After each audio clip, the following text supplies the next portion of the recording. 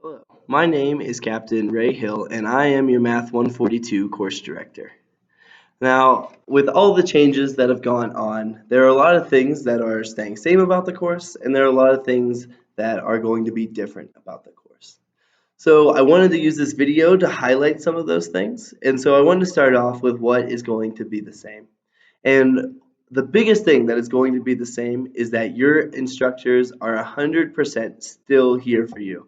Whether that is a classroom setting like EI, or whether that is that you need to reach out and talk to somebody about personal things going on in your life.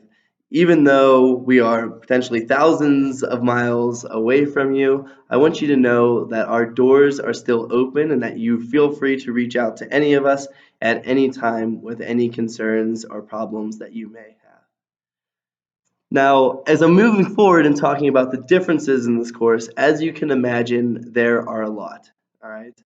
And so, what I want to do is I want to help you. I want to provide you on some specific big details that are changing about the course, as well as giving you my recommended strategy for success in this course.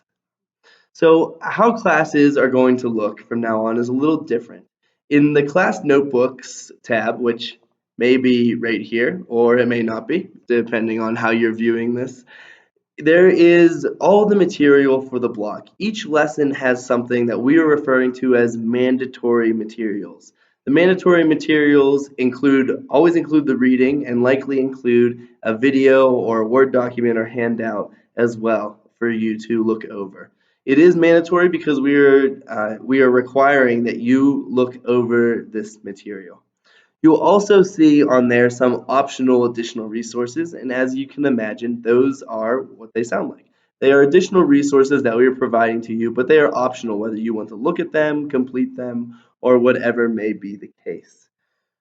Now, am providing this video to you, but I still want you to go on to the files, which maybe is right here, maybe isn't, and I want you to check the ROEs, the rules of engagement for how this course is going to work, because there's a lot of important information in those files.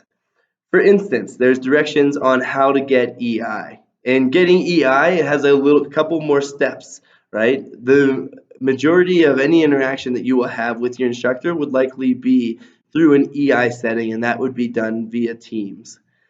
And now, how do we look and how do we get EI? Well, first, we're going to ask you to look at the student collaborative environments, which is some of the channels that you will see on the side of your screen. Also, we are letting you know that just scheduling AI does not replace your participation in the course or reviewing those mandatory materials. Once again, look at the rules of engagements to see the specific things you need to do to schedule EI. There's other good information in there regarding what kind of technologies we're going to be using for this class. For instance, we are going to be using Gradescope to turn in critical thinking homeworks. So I encourage you to look there as well to get more information on that. Also, it also kind of lays out how we are setting up channels. So I already mentioned that we are going to have student collaborative environments. As you can see, each instructor has their own channel, which I will encourage you to look at your instructor's channel, and that is likely what you will be doing EI on, is that channel. And I also would encourage you to get notifications from the general channel. So the general channel is where myself and other instructors will be posting any information that is needed for the entire course. So make sure that you are checking the general channel often. Also, I now want to dive in and tell you what I would tell you is my recommended strategy for this course. This is actually a very difficult challenge, asking all of you to convert to online classes. And by doing that, we are asking you to really internalize your education. I can tell you, as a 2013 grad, I think that being involved in all of these changes, all of these different events that are going on with COVID-19, I think this is going to be a much more growing experience for you than recognition would have ever been. And so I just encourage you to, this is a moment for you to really step up and really learn from what's happening right now in our history, and I encourage you to do that. Now, when I'm saying that you really need to take charge of your education, well, I'm telling you, you obviously have to stay on top and do these mandatory materials and review them. And you have to cut out a time in your day that you're going to review these mandatory materials. I will encourage you to be taking notes.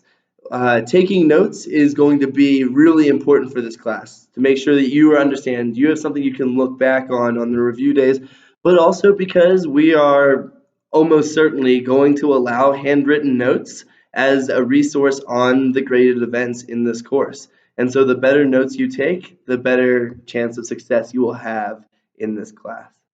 Now, when I was talking about what would my strategy be for this course, the number one thing that I would stress that you need to do is read the book. And if you didn't bring your book home with you, there are ebooks that you can access via WebAssign. And the importance of reading the book has been really clear to me as I've been going through these videos. For instance, I just watched the video series that we are providing to you on pooling.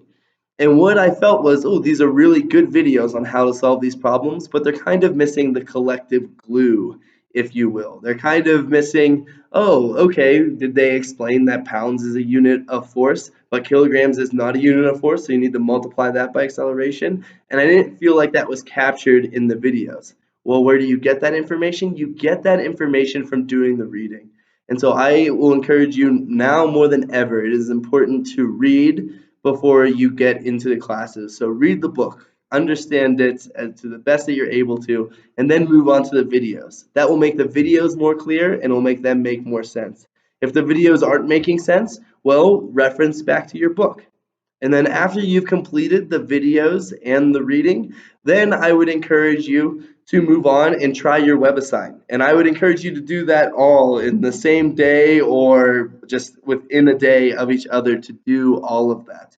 And when you're doing your WebAssign, if you're having trouble there, then you go once again and back and revert to the reading or you revert back to the videos. If you're still having trouble, then you can reach out in the student collaborative environments to seek help from your classmates.